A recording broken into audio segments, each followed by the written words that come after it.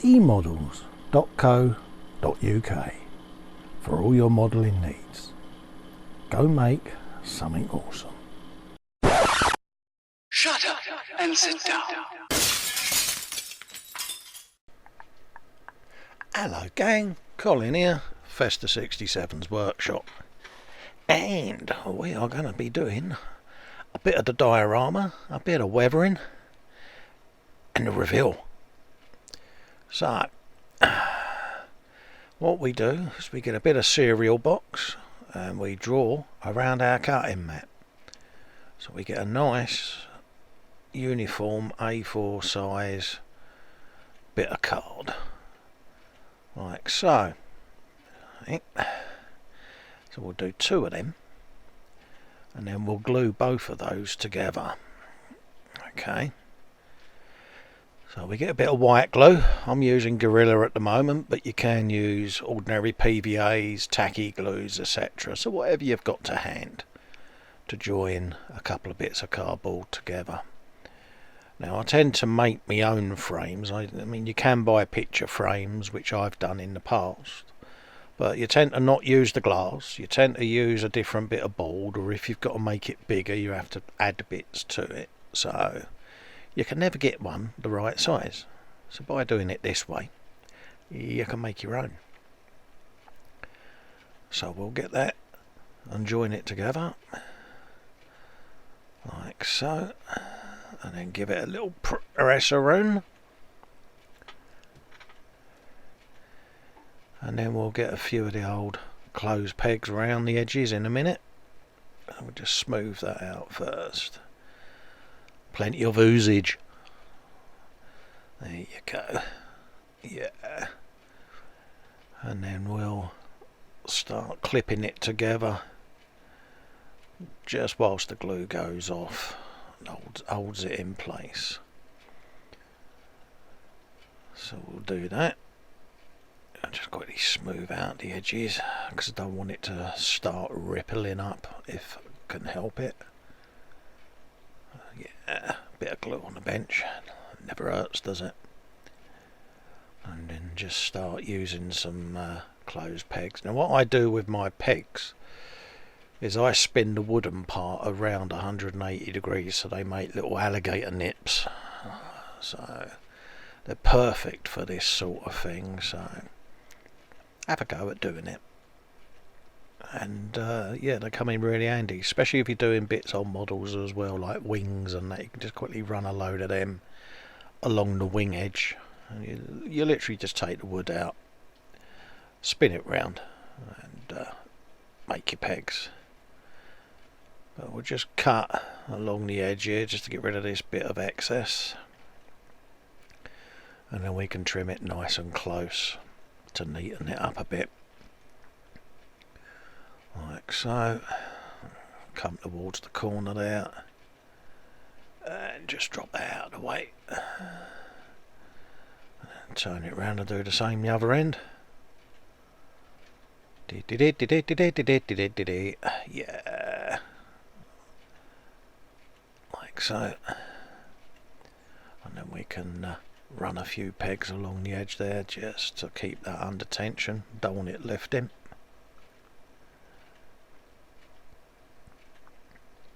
I'll quickly knock these off and do this edge whilst I think of it. Try and round that corner off a bit and then it'll dry. Yeah. Like so. Quickly drop the pegs back in because it's not fully dry yet.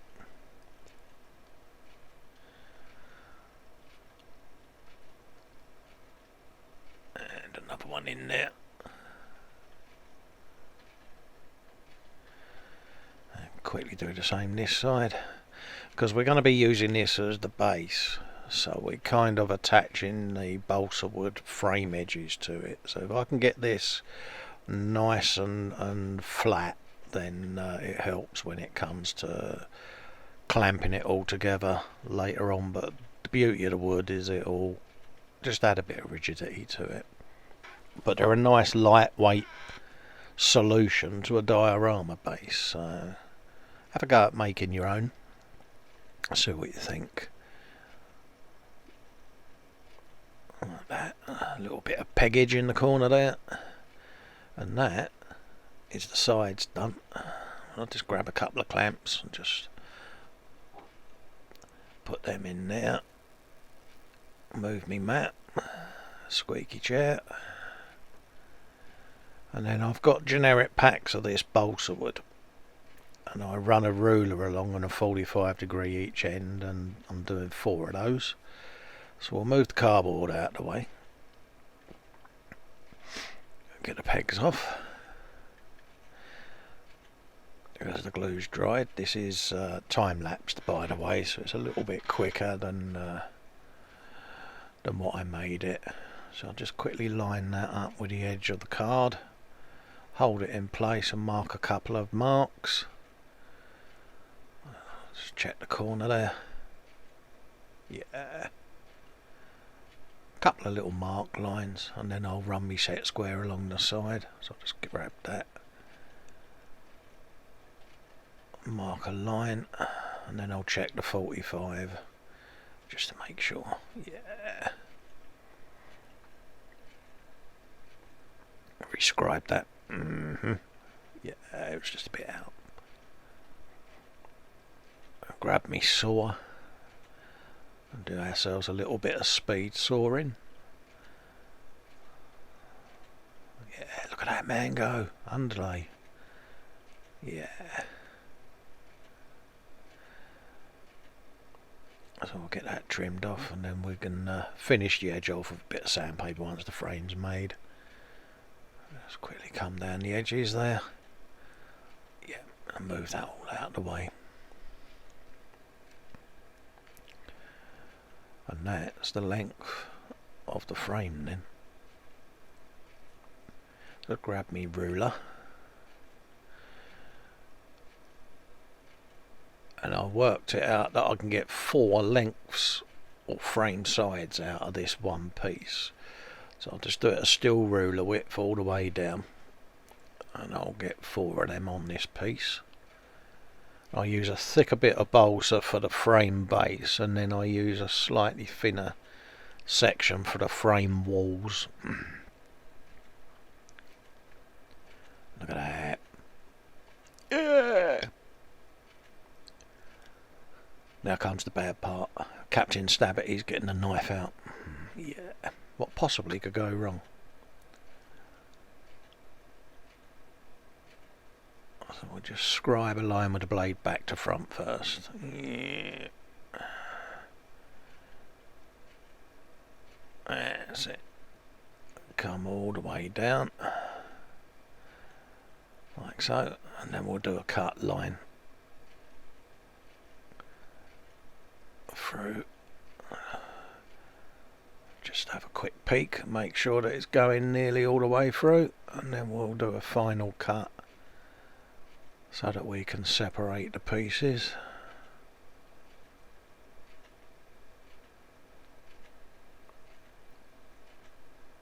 And that'll be the edges ready to go. So we'll just break that off and then do the rest of those. So I'll speed it up a bit. There you go. That's more like it, isn't it? Yeah. So we'll get them done, and then quickly drop a 45° on each one that we don't want. A little X there so I know what's the waste. I'll get rid of that. Same that side, and we can start gluing and pegging that to the card and start forming the frame.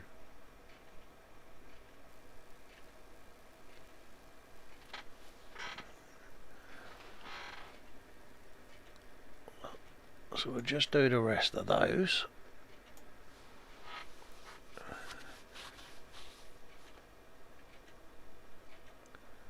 Glue them in place.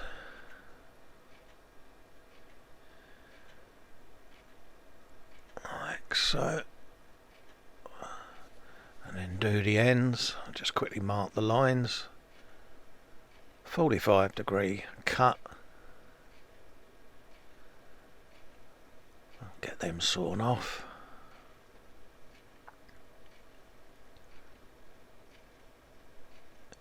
Glue them in place.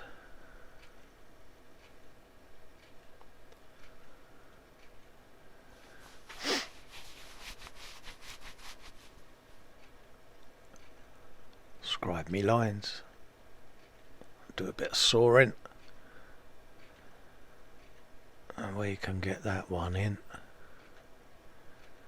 And that is the frame base sorted.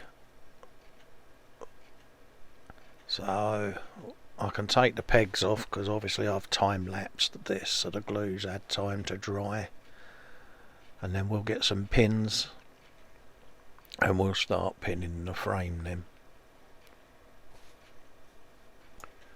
So I'll get to grab my hammer,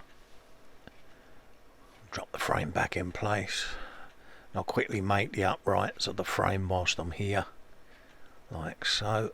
It's exactly the same process as I did for the sides, except for I'm not doing a 45 mitre on these.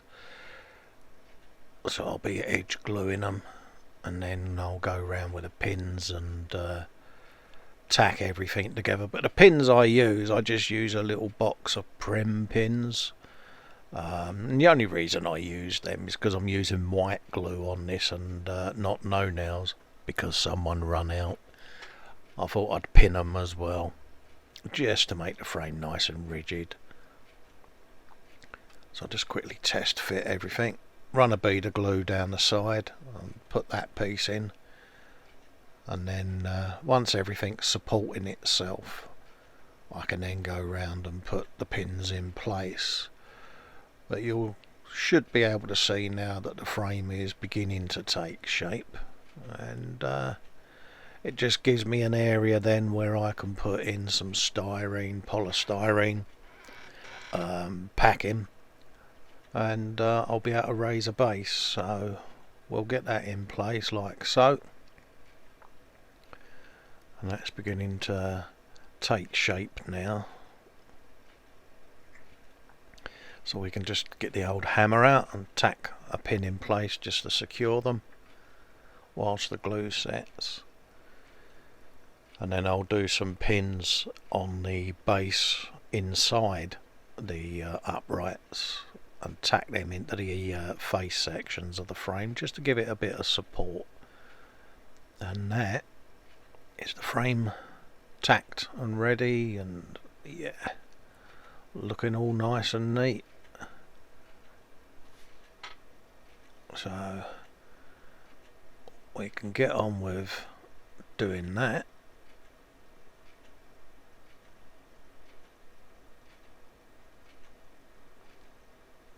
Like so, and grab the polystyrene and just start marking the edges now. Get me knife, give it a rough cut so I can just break the edge, and I tend to use my steel ruler just to cut straight through it. Look at that. There you go. And I'll just quickly knock off the edge like so. Break them bits off.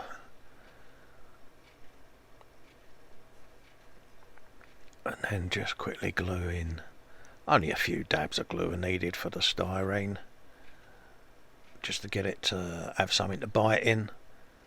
And that is raised it up, and we can just line the cat over where he's going to stand and start building the edges, because I'm going to have a slope at the back behind the cat, because I've got a crafty little item going in there that will just help the viewer of the build get an idea of scale. So keep an eye out for what goes on the ramp in the background. I'll just build in some front edges, because I'm basically building here a little area that the cat walks into to recharge its lasers. Yeah, it's not real, I know, but in my mind it is. So it has to walk across and when it's parked at night it rests its head on a big electric charging unit that charges up the lasers, and then it walks off the following morning and shoots all the rocks that the dump trucks take out of the quarry. So in Festa's mind, the cat exists. So we're just building up the rock face now, and nothing too fancy, just loads of chunks of odd shapes of styrene, nothing too uniform, because I want nooks, I want crannies, I want little areas that may have been blasted the day before, that sort of thing. And then I'm just knocking off the beginnings of an angle here so that I can then angle another couple of pieces of polystyrene so that we can start forming the ramp. And it's, again, you know, very basic technique, but this is all getting covered. So I'll just make a little wedge for the front edge of the ramp, like so, and just keep chopping bits off of it until I get the angle that I'm after. And this is always the stage of the dio where you look at it and you think, oh my god. But I know what's in my mind and I know what I need to get it there, so I'm just beavering away, building up the edges and getting a rough approximation of the shape. And then again, because when you look at cliffs and things, you have different layers of rock, and that's why I build this in layers, so that you almost get an impression that you've got layered rock as it's formed over the years. So that's what we're doing. We're just forming that, and again there's going to be little nooks and crannies in the back as well, so that if anyone's looking at it from the other side, there's just a little bit of character as well, just to keep something in the eye. So we'll carry on and get that sorted, and that's the initial forming of it. And then we just get some pins into the polystyrene whilst the glue dries to keep it in place, and they'll stay there. I'll cover them over. So we'll just keep spinning it around and adding a bit of support. And these are only them prim pins that I was talking about earlier, and I've got some 3D printed parts to go on here as well, so we'll be knocking over in a sec to the 3D print area just to show you a rough idea of how that all works, and how I'm going to integrate some bits into the build. Okay, so we'll do that in a second.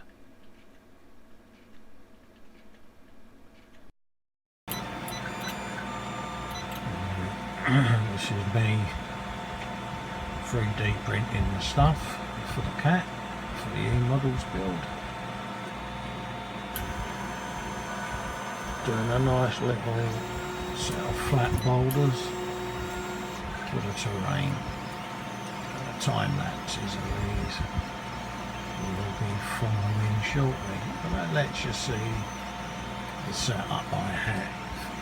So we've got my bench just there.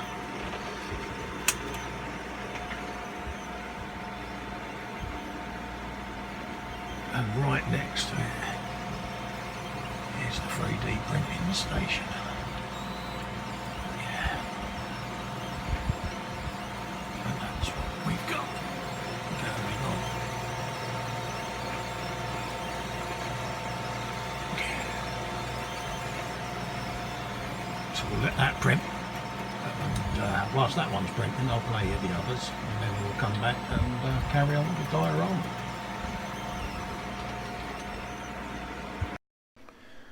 Right, as you can see, I've finished my 3D printing, and I've put some rocks on the top edge of the cliff face there, and a couple of flat rocks poking out the sides, and in the bottom left we've got a generator beginnings of, and then we're just putting a bit of AK rough terrain on the front of the polystyrene face there, just to start forming the front edges of sort of rock face, you know, and there's just a very thin amount going on there initially because I want to keep some of the lines of the rock formation, the geology of it, and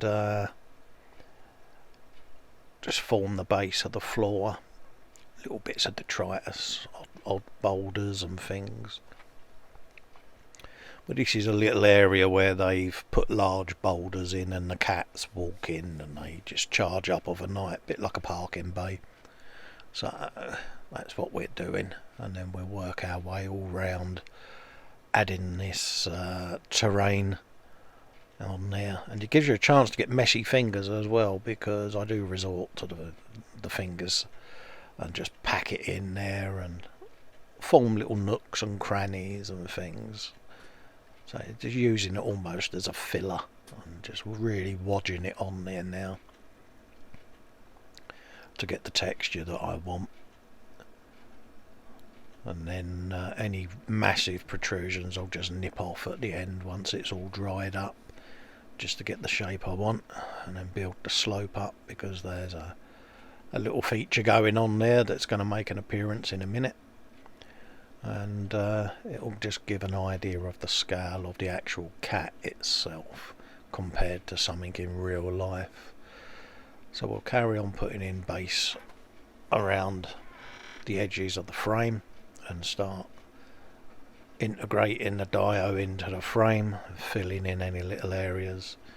And then I've got some AK desert sand just to do smaller areas, and all of this is going to get covered over with a primer, and then various filters and things just to try to get the effect of ground, which is normally UMP primer and Starship filth, to be honest. It just gives you a nice grey area, and then you can put in some weathering and some dust and some mud or grime and powders just to form it up. But I'm just going in with a smaller desert stand stuff now, just to give the idea of texture, because where these were 3D printed boulders, they did have a few lines on them from the printing process, and this stuff just basically puts on a little texture to take them lines away, and also just give it a bit more of a rocky appearance and texture, just in case anyone sees the diorama and actually wants to sort of touch the dio, they get that texture as they touch it. So just carry on and give it a covering. Do all the little nooks and crannies,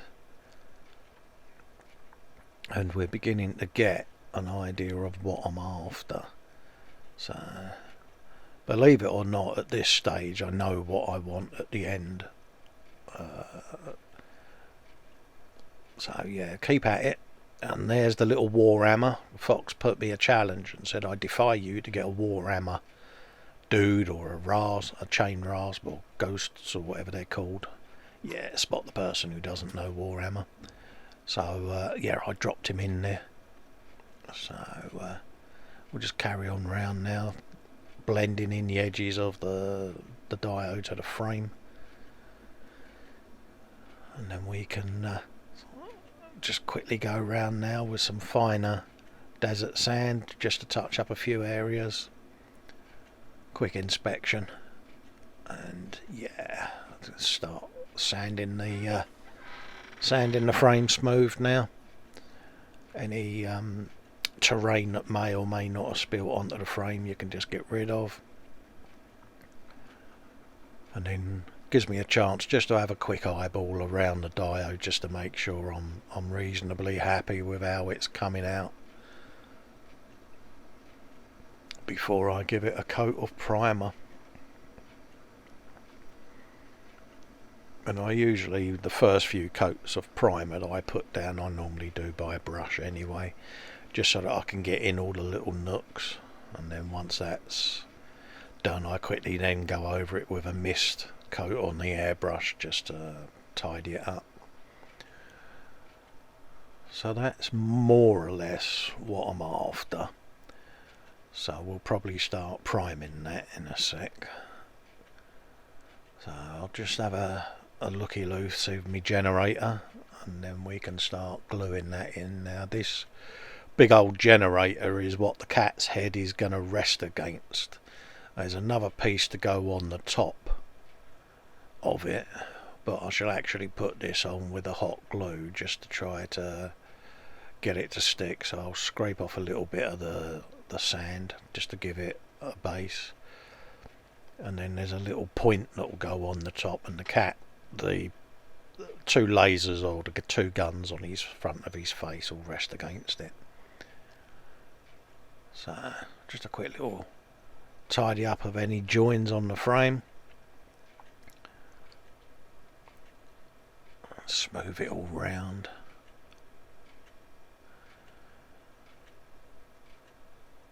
Just like that, getting all the little areas. We can go, yeah. So that should then be ready to dry, and then we can put in a bit of primer. So I'm using the UMP primer, and I'm just going over now all the edges, seams and sort of nooks and crannies first, and then it'll then be infilled with prime. So I'll just go over that and get that all sorted out, and we can then darken it as we go along. So everything's going to get a coat of this, and it's, as Ted would say, just slap it on there. Slap it on. Thanks, Ted. So we can get on with the priming there after our guest appearance from Professor Tedward McSkipper, and get round to doing the edges there, getting underneath the rocks, the boulders, working our way round and up onto the ramp and the rock faces there, and just give it a good larraping. Come back over there around the generators and just start getting a little bit of colour in there, and we can go over with other colours and things just to give it a bit more depth and a little bit of shade and shadow here and there. But we just want to get rid of the white, the sand colour, etc., and just try to now start mixing it all together, and just come round these little nooks underneath the little rock faces and a bit on the frame there, just to start sealing the wood. So I'll just give my other bottles a shake whilst I'm letting that dry down a tad, and then we can come back at it and start going round and repeating the process with different colours. So just give me bottle a shake, and then we can come back at it, and as you see straight away I've just darkened it up a little bit,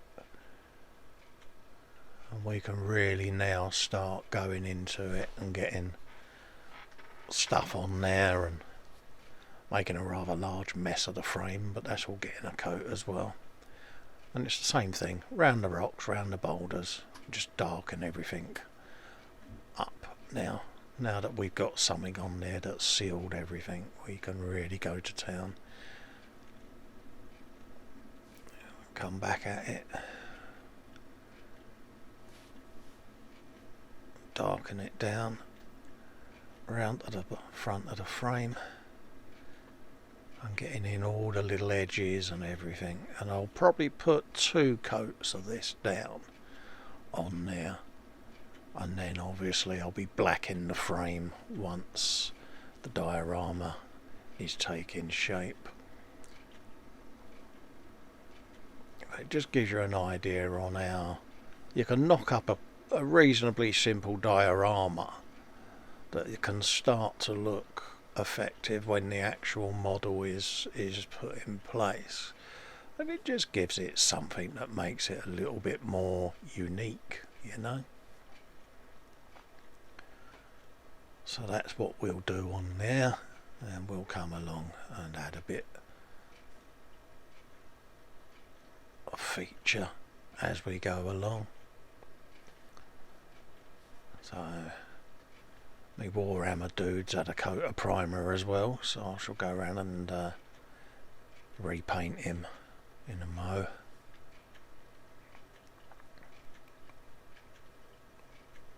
Just come round the back of the frame then and start getting in the shaded areas. Work my way along the back edge of the frame there.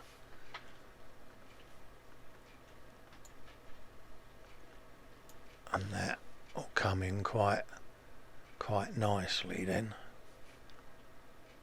And then we can have a breather and a cup of tea when we've painted this. A bit of a tidy up as well, because my bench is getting a bit messy. But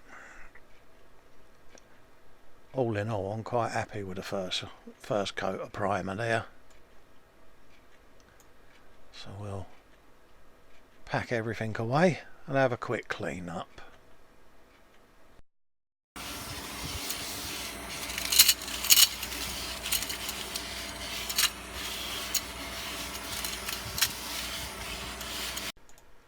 Now this is the little thing going in the back of the Dio, and it's me little dump truck. Now I say little dump truck, on a building or a quarry these things are absolutely massive in real life, but obviously compared to the cat they're quite ickle. So yeah, so I'm going to put some rocks and detritus in it, and they'll get a coat of primer and darken down later on, but I'll just drop the hot glue in there and just press a load of boulders in the back. But that little bad boy came off the 3D printer, see, so you can integrate things from 3D printing into your dioramas. So he's going to go on the little ramp at the back, and when the cat is on there you'll be able to look through his legs and see that in the background, and it will just give you an idea like so of the scale of it. It's just something I wanted to put on there to give the person looking at the build an idea of size. So that's hot glued in place and he ain't going nowhere. So the cat himself will go in the little cubby hole at the front there, and you'll just see that under his belly and between the legs there, and you think, what's that round the back there? Oh, it's a Caterpillar truck. So we've got some 3D printed dudes that will go in the cat as well, so that'll give it an idea of the scale, and they're in 1/4 scale. So we'll carry on just going around now with a little bit of black to blacken the frame down, and the name plaques were 3D printed as well, and they've had a bit of bronze Tamiya paint painted over them, and the black writing is only there because there's gold going on top of it. So there's a little old extra thin bottle there full of some pre-made Starship filth, and that's just beginning to go over everything now, just to add a little bit of a wash and a bit of dirt where it's rained and stuff has washed off of things, and it's, you know, a bit of the dust and detritus on the ground. So the whole dio will get a coat of Starship filth, but I start off with the Tamiya brush and do the edges, and then I'll put a bigger brush in and come over it all and just wash it over. Now 2 or 3 coats of this will just give it some features, and then you can go around with a cotton bud or Q-tip for our American friends and wipe off anything that you don't want on there. But this is just to give some features to everything, and where there are little nooks and crannies and cracks in the rock faces, this stuff will find its way in there and stay there,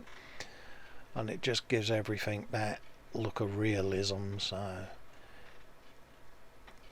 and it can be matted down with a quick brush of matte varnish over everything through the airbrush, so it won't be this shiny when it's finished, but everything gets a coat, even the truck. So, you know, it's probably been a rainy day and everything's had a bit of a larrapin, so we'll put that on there like so,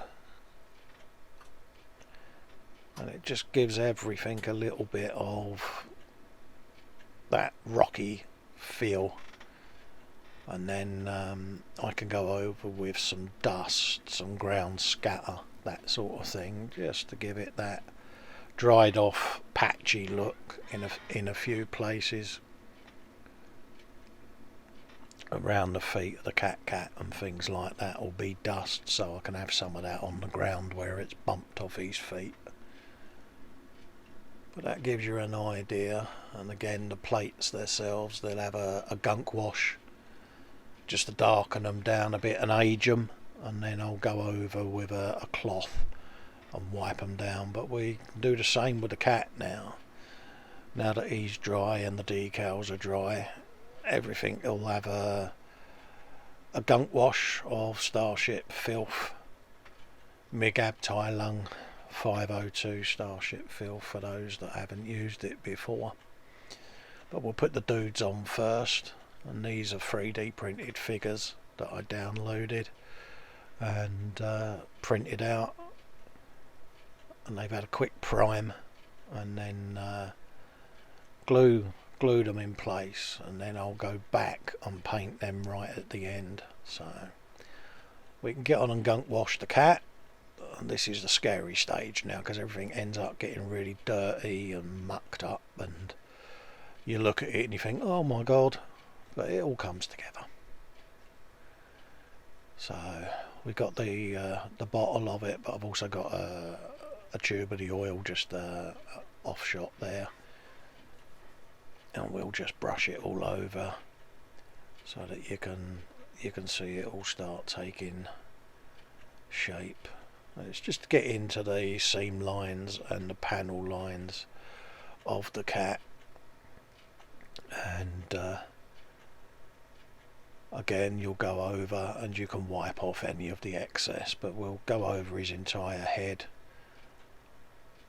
Everything ends up looking black as pitch, and you can get a little bit worried at this stage that you've gone over the ball, over the top, should we say, but bear with it.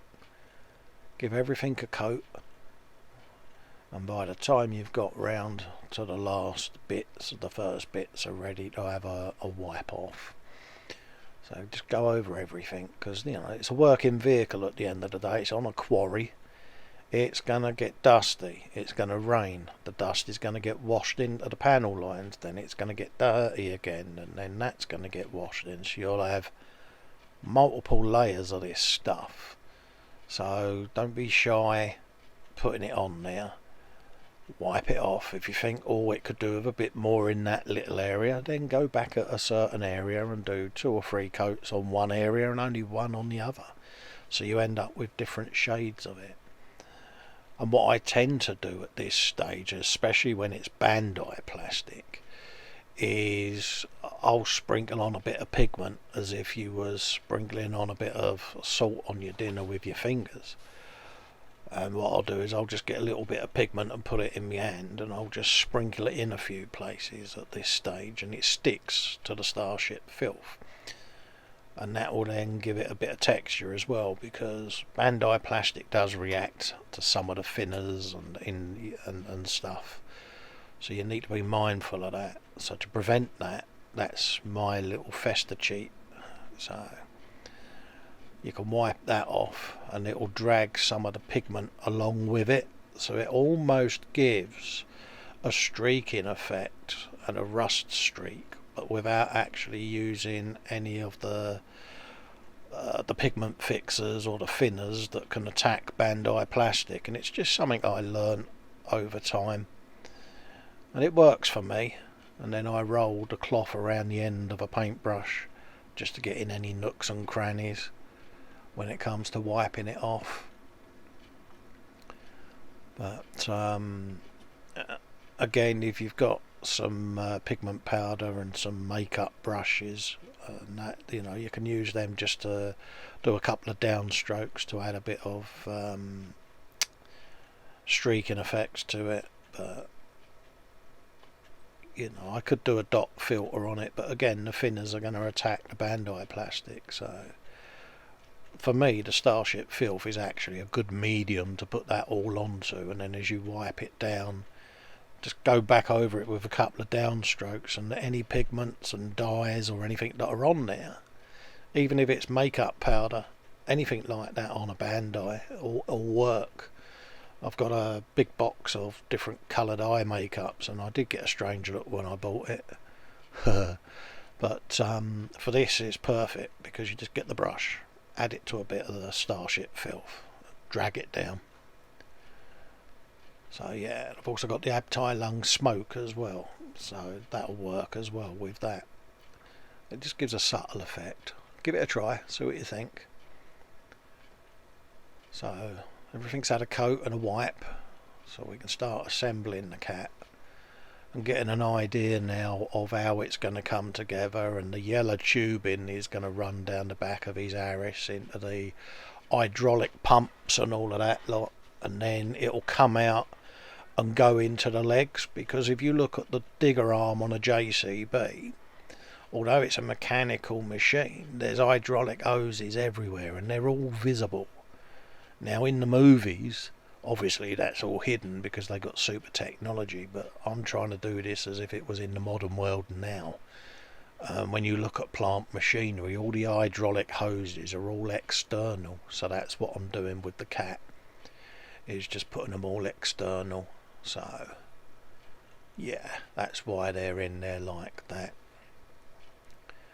So we'll carry on giving this a bit of the gunk wash treatment, and then we can start finally getting it all assembled and ready to do the reveal. So the legs are going on, as you can see, and then whop it on the diorama when we're done with this stage. So we'll carry on putting the legs on and standing it up and adjusting the legs so that we get a pose that we like. And this is the stage where you'll just bend the legs a bit, do a test pose, and I've got the diorama just off to one side so I can stand it on there as a little tester, but I shall bring it into shot in a sec, and we'll just get the cat on the dio, and then we can go, yep, the legs will fit, and I'll just keep adjusting them until I think it looks pleasing to the eye and the cat actually stands up without falling over. And I'll drop the top on like so, and just move my camera so you can see the cat, and there you go. Stand it on the diorama and adjust the feet to fit like so, and I'll hot glue the bottoms of two of the feet, one at the front, one at the rear, so that it doesn't fall off the dio, but the other 2 feet then it just lets me move it around. So we've got a bit more of the Starship Filth to go over the plaque.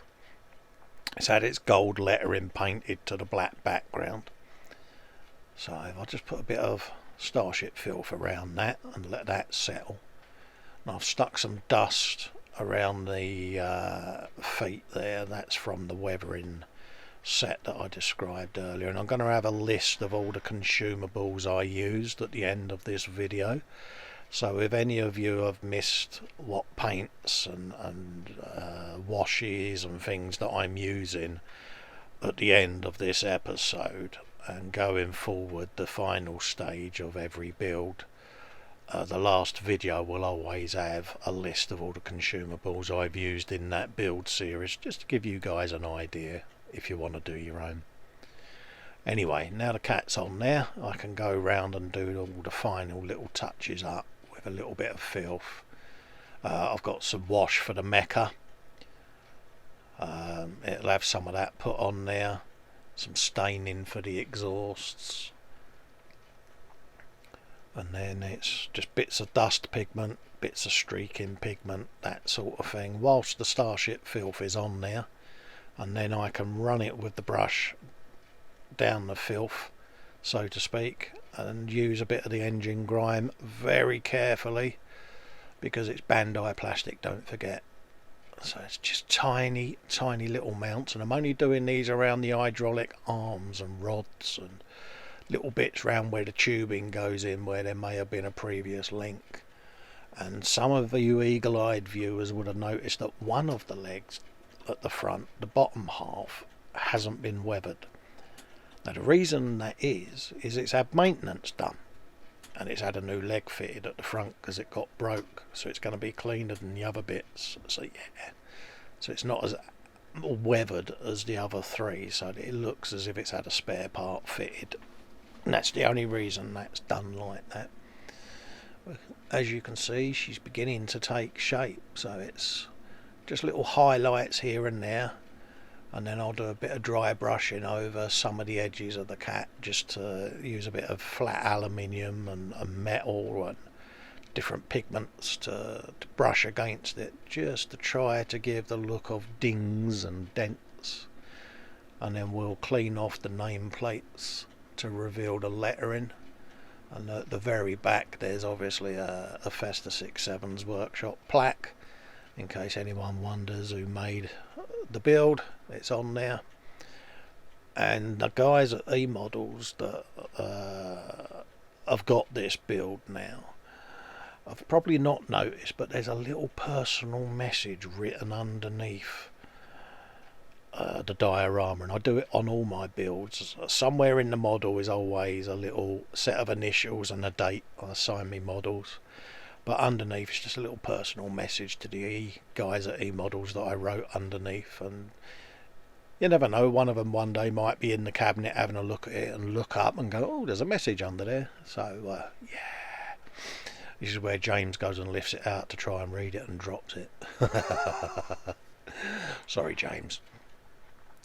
But we'll just give this a little clean, and I keep going at the plaques just so that I get the tarnishing effect that I'm after. So I'll be fussing over this now with me rather dirty bit of cloth, and just going over little bits and pieces, wiping off the Starship filth until it reveals what I wanna see, which is a bit of aged brass, etc. But it's getting to that stage now where she's nearing the end of the build. It's actually come together really well. Luckily for me, I've got the original cat on a shelf at the end of the room I'm working in, so it's always easy when you've done one before to do one for someone else. But it's been a real pleasure to build for eModels. So as I'm coming to the end of this build and getting ready for the reveal, I'd just like to say, if any of you out there want to build a cat of your own, nip over to our sponsor eModels.co.uk and give their store a browse. They've got the range of these Star Wars kits. They're not going to be there forever. They're a limited supply, so nip over there as soon as possible and bung one in your basket and grab one. Sit and build it along with me as you watch this video. But in the meantime, I'd like to say thank you all for watching. Thank you to eModels for asking me to build this, and I'm going to leave you now with a little slideshow and movie of the review.